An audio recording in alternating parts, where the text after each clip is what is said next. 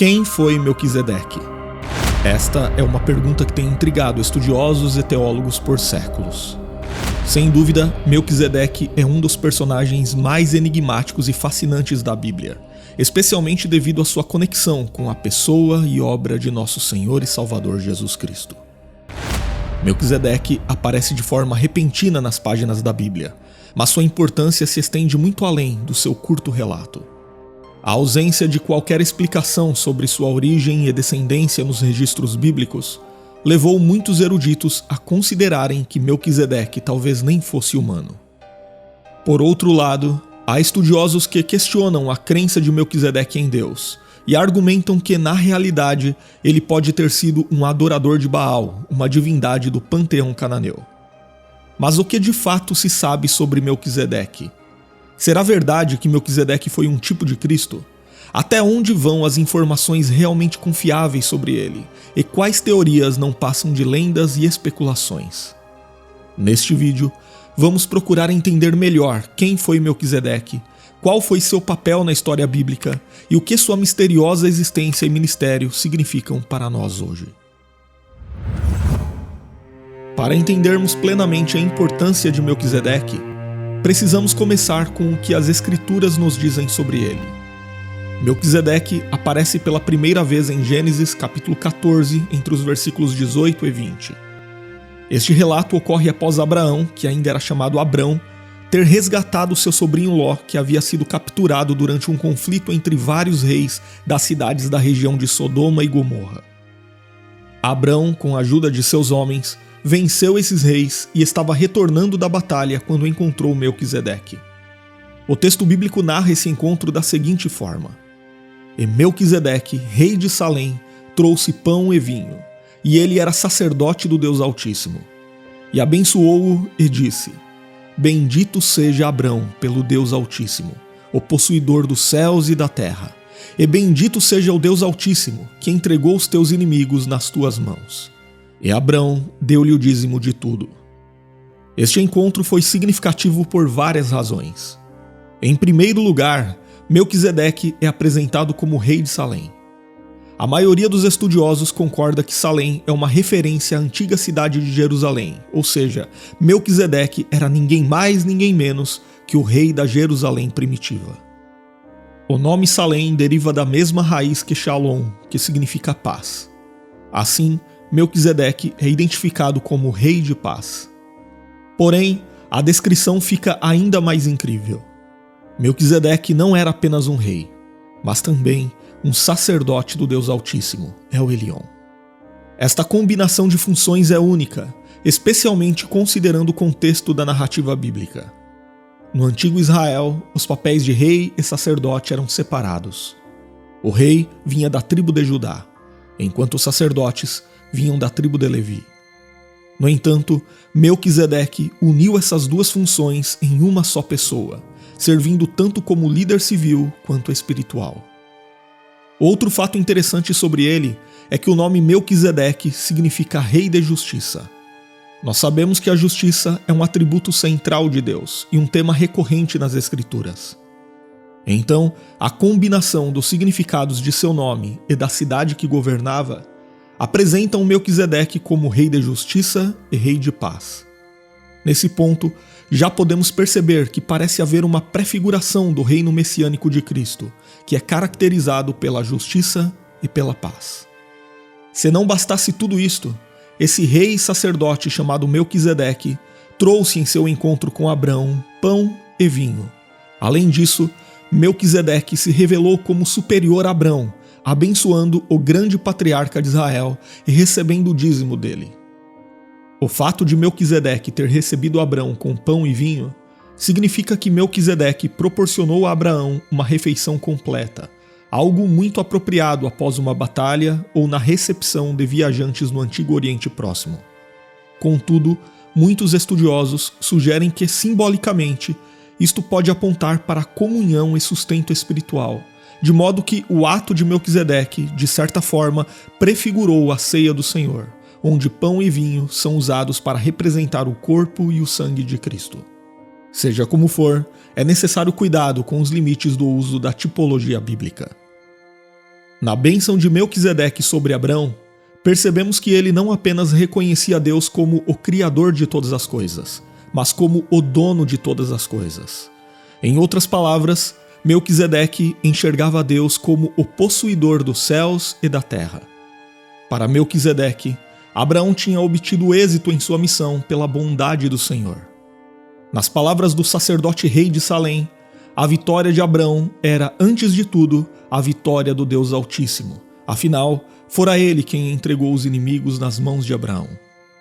Esta bênção também foi significativa, pois demonstrava a autoridade espiritual de Melquisedeque, maior que a de Abraão. Afinal, o maior abençoa o menor.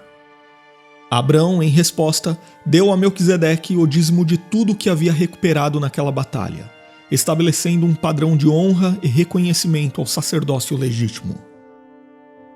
Além desse relato do livro de Gênesis, Melquisedeque é citado apenas uma outra vez em todo o Antigo Testamento. Isto ocorre no Salmo 110, um salmo escrito por Davi. Este salmo é considerado messiânico, ou seja, um salmo que aponta para a vinda de Cristo. Muitos estudiosos acreditam que o pano de fundo deste salmo era a conquista de Jerusalém por Davi em cerca de 1000 a.C. Já falamos aqui que a cidade de Salém, governada por Melquisedeque, era a antiga Jerusalém. Assim, Davi, ao estabelecer sua capital em Jerusalém, poderia, em certa medida, estar reivindicando a herança espiritual de Melquisedeque. O verso 4 desse salmo diz o seguinte: Jurou o Senhor e não se arrependerá. Tu és sacerdote eternamente, segundo a ordem de Melquisedeque. Neste verso, vemos que o Senhor fez um juramento solene e irrevogável, estabelecendo um sacerdócio eterno, segundo a ordem de Melquisedeque. Este juramento destaca a permanência e a legitimidade do sacerdócio messiânico, em contraste com o sacerdócio levítico, que era temporário e hereditário. Então, ao estabelecer a ordem de Melquisedeque como modelo para o sacerdócio do Messias, Davi apontou para um sacerdócio que transcenderia a lei mosaica, sendo superior e eterno. Inclusive, este versículo é fundamental para a teologia desenvolvida na carta aos Hebreus. A figura de Melquisedeque não apenas desperta curiosidade pela sua posição como rei e sacerdote, mas também pelo tipo de culto que ele praticava. Como já vimos, a Bíblia nos apresenta Melquisedeque como sacerdote de El Elyon, que significa Deus Altíssimo. Inclusive, Melquisedeque abençoou Abrão em nome do Deus Altíssimo, o possuidor dos céus e da terra. Este título denota a supremacia e transcendência de Deus, indicando que Melquisedeque reconhecia e servia a um Deus soberano sobre todos. Contudo, apesar do testemunho claro das Escrituras, alguns estudiosos modernos têm levantado objeções sobre a verdadeira natureza da religião de Melquisedeque. Baseados em evidências arqueológicas de que as cidades cananeias tinham seus próprios sumos sacerdotes, alguns argumentam que Melquisedeque poderia ter sido um adorador de Baal, o deus supremo do panteão cananeu. Eles sugerem que Melquisedeque, como rei sacerdote de Salém, poderia ter se engajado em um culto politeísta, como era comum na região. Outros acadêmicos acreditam que Melquisedeque tinha uma concepção enoteísta de Deus, onde ele reconhecia um Deus supremo entre muitos. Nesse caso, Melquisedeque poderia ter visto El Elyon como um deus dos deuses, semelhante ao que aconteceu com Nabucodonosor em Daniel capítulo 4, entre os versículos 34 e 37, onde ele reconheceu a supremacia de Deus sem abandonar completamente o politeísmo. Essas interpretações, no entanto, não se sustentam à luz das Escrituras. Em primeiro lugar, os relatos bíblicos não oferecem qualquer indício de que Melquisedeque adorava outros deuses. Pelo contrário, eles afirmam que ele era sacerdote do Deus Altíssimo, o possuidor dos céus e da terra. Além disso, as interpretações acadêmicas que sugerem uma adoração a Baal contradizem o contexto histórico do período em que Melquisedeque viveu. Dados históricos indicam que a adoração a Baal se estabeleceu naquela região em um período posterior ao de Abraão e Melquisedeque. Portanto, não há nenhuma evidência concreta que associe Melquisedeque ao culto cananeu. Por outro lado, as Escrituras claramente distinguem a adoração ao Deus Altíssimo da adoração aos deuses pagãos cultuados pelas nações vizinhas do povo hebreu. Até mesmo o historiador judeu Flávio Joséfo, em suas obras, também reconheceu Melquisedeque como um sacerdote do Deus Altíssimo, sem fazer qualquer menção de uma adoração a outros deuses. Para entendermos a genuína religião de Melquisedeque, é essencial considerarmos o testemunho das Escrituras em seu contexto mais amplo. O Salmo 110 e a Epístola aos Hebreus no Novo Testamento confirmam que Melquisedeque era um tipo de Cristo, um sacerdote cuja ordem prefigurava o sacerdócio eterno de Jesus. Então, sem dúvida, Melquisedeque era sim um adorador monoteísta do Deus verdadeiro. Na verdade, é justamente no Novo Testamento que a figura de Melquisedeque ganha uma significância teológica ainda maior, focando na sua relação com Cristo e o sacerdócio eterno. Nesse sentido, o autor de Hebreus menciona Melquisedeque várias vezes, destacando sua importância para entender o sacerdócio de Cristo. Em Hebreus capítulo 5, o autor bíblico citou o Salmo 110 para argumentar em favor do sacerdócio eterno de Cristo, afirmando que Cristo foi chamado por Deus para ser sacerdote segundo a ordem de Melquisedeque. Isto indica que o sacerdócio de Cristo, desde o início, não se baseia na ordem levítica, mas em algo muito mais antigo e superior. Já em Hebreus capítulo 6, o escritor bíblico explicou que Jesus entrou na presença de Deus como nosso precursor, não baseado na ordem de Arão, sublinhando a natureza eterna e indestrutível do sacerdócio de Cristo. Por fim, no capítulo 7 da sua epístola, o escritor de Hebreus relembrou o episódio do encontro de Melquisedeque e Abraão, narrado no livro de Gênesis, reafirmando que Melquisedeque era superior a Abraão, e que seu sacerdócio, superior ao levítico, tipificava o sacerdócio eterno de Cristo. Inclusive, nesse contexto, o autor de Hebreus falou de Melquisedeque como sendo sem pai, sem mãe, sem genealogia, não tendo princípio de dias nem fim de vida, mas sendo feito semelhante ao Filho de Deus, permanece sacerdote para sempre. Sem dúvida, um dos aspectos mais intrigantes de Melquisedeque é a falta de detalhes sobre sua genealogia, nascimento e morte. Esta descrição feita pelo escritor de Hebreus tem levado muitas pessoas a verem Melquisedeque como uma figura tipológica, ou seja, um tipo ou símbolo de Cristo. Ao longo dos séculos, várias especulações surgiram sobre a verdadeira identidade de Melquisedeque. Algumas tradições judaicas e cristãs sugerem que ele poderia ser Enoque, que foi arrebatado por Deus, lá em Gênesis capítulo 5. Ou até mesmo Sem, filho de Noé, que ainda estaria vivo na época de Abraão.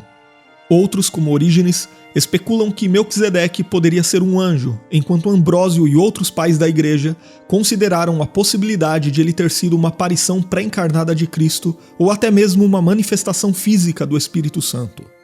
Mas o que será que o escritor bíblico quis dizer com isto? Estaria ele afirmando que Melquisedeque não era humano? Bom, o contexto da argumentação do escritor de Hebreus parece não apontar para isto. Aqui precisamos ter em mente que ele estava escrevendo para judeus cristãos que enfrentavam grandes perseguições e eram pressionados a recuar em sua fé em Cristo e retornar ao judaísmo. Então, o escritor de Hebreus utilizou o Antigo Testamento, que é a Bíblia dos judeus, para mostrar a eles que recuar não era uma opção, pois as Escrituras, desde o princípio, apontavam para Cristo, o Filho de Deus, que é superior aos anjos, superior a Moisés, o libertador e legislador de Israel, superior a Josué, o conquistador da terra prometida, e superior ao sacerdócio de Arão. Então, após terem recebido a Jesus Cristo como Salvador e Senhor de quem as Escrituras testificavam, voltar ao judaísmo significaria retornar ao que era inferior e temporário. Sob essa ótica, o escritor de Hebreus destacou exatamente esse caráter temporário do sacerdócio judaico, mostrando que apesar daquele sacerdócio ter sido instituído pelo próprio Deus no Sinai, ele já havia cumprido sua finalidade e deveria ter sido extinto. Em outras palavras, na primeira vinda de Cristo, o sacerdócio judaico deveria ter cessado, pois o próprio Cristo, como sumo sacerdote, se entregou a si mesmo como sacrifício vivo, fazendo a mediação entre o pecador e Deus. Mas alguém poderia argumentar que o sacerdócio de Cristo não poderia ser aceito, afinal, ele não pertencia à tribo de Levi e, consequentemente, não descendia de Arão. No entanto, para responder a esse tipo de argumentação, o escritor de Hebreus recorreu ao sacerdócio de Melquisedeque, que precedeu o sacerdócio de Levi. Portanto, ao falar de Melquisedeque como sendo sem pai, sem mãe, sem genealogia, não tendo princípio de dias nem fim de vida, ele não estava afirmando que Melquisedeque não era humano, mas apenas explicando que, embora Melquisedeque não pertencesse à linhagem levítica, ainda assim ele exerceu um sacerdócio não apenas legítimo, mas superior ao sacerdócio levítico, visto que a própria casa sacerdotal de Levi, representada na pessoa de seu ancestral Abraão, reconheceu a grandeza do sacerdócio de Melquisedeque, entregando o dízimo a ele. O sacerdócio levítico em Israel era hereditário, exigia uma comprovação genealógica de pai para filho. Sobre Melquisedeque, no entanto, jamais se teve notícias sobre quem foi seu pai ou quem foi sua mãe. Na verdade, nunca houve uma comprovação genealógica que atestasse a posição de Melquisedeque, e nenhuma menção foi feita sobre a sucessão de seu sacerdócio após sua morte. Mesmo assim, ele foi um sacerdote do Deus Altíssimo. Então, este é o interesse do escritor de Hebreus. Ele não estava falando sobre o suposto caráter sobrenatural da pessoa de Melquisedeque, mas apenas indicando que a legitimidade do seu sacerdócio real, mesmo antes da instituição do sacerdócio levítico no Sinai, prefigurava o sacerdócio final e perfeito de Jesus Cristo, nosso Rei e sumo sacerdote para sempre. Diferentemente dos sacerdotes levíticos, cuja posição dependia da descendência, o sacerdócio de Cristo é baseado em um decreto divino e eterno. Ele é feito sacerdote segundo a ordem de Melquisedeque, e não segundo a ordem de Arão. Por isso que Melquisedeque é um tipo de Cristo, ou seja, o sacerdócio exercido por ele tipificou o sacerdócio perfeito de Cristo, que também não pertencia à tribo de Levi, e por isso não poderia ser sacerdote pela lei. Mais do que isso, o sacerdócio de Melquisedeque apontava para a verdade de que desde o princípio, antes da lei ter sido dada no Sinai, Cristo, o Filho de Deus, já era o verdadeiro mediador entre Deus e os homens, e o seu sacerdócio perfeito e eterno. Enquanto os sacerdotes da lei eram imperfeitos e mortais, precisando ser substituídos de tempos em tempos pelas novas gerações, o sacerdócio de Cristo dura para sempre e nunca precisará ser substituído. Sim, enquanto a sucessão sacerdotal tinha de ser meticulosamente documentada em Israel com o fim da vida dos sacerdotes, esse tipo de registro não foi feito em relação a Melquisedeque, e igualmente jamais será feito em relação a Jesus Cristo. Portanto, em nenhuma parte o texto bíblico afirma que Melquisedeque era um anjo, uma manifestação do Espírito Santo ou o próprio Cristo pré-encarnado. Na verdade, a maioria das especulações sobre Melquisedeque não encontra suporte sólido nas Escrituras. O que podemos afirmar com certeza é que Melquisedeque foi um rei gentil, ou seja, um não descendente de Abraão, mas ao mesmo tempo um verdadeiro adorador do Deus Altíssimo, que desempenhou um papel de líder civil e espiritual em uma época de predominante paganismo. Sem dúvida, há uma profunda conexão entre Melquisedeque e Jesus Cristo, mas somente no sentido de que ele prefigurou a realeza e o sacerdócio de Cristo. Assim como Melquisedeque nos remete à figura de um rei de justiça e paz, Cristo é o verdadeiro Rei da Justiça e o Príncipe da Paz. Assim como Melquisedeque alimentou Abraão com pão e vinho em sua jornada, Cristo se oferece como sustento de seu povo em sua jornada neste mundo, até o seu retorno, de modo que a igreja se alimenta espiritualmente dele ao participar da ceia do Senhor, comendo do pão, que simboliza o seu corpo partido, e tomando do cálice, que simboliza o seu sangue derramado. Assim como Melquisedeque abençoou Abraão, Cristo abençoa o seu povo com bênçãos espirituais nas regiões celestiais. Assim como o sacerdócio de Melquisedeque foi superior ao sacerdócio da lei e não foi precedido ou substituído por outro sacerdócio, o sacerdócio de Cristo é superior, perfeito e eterno.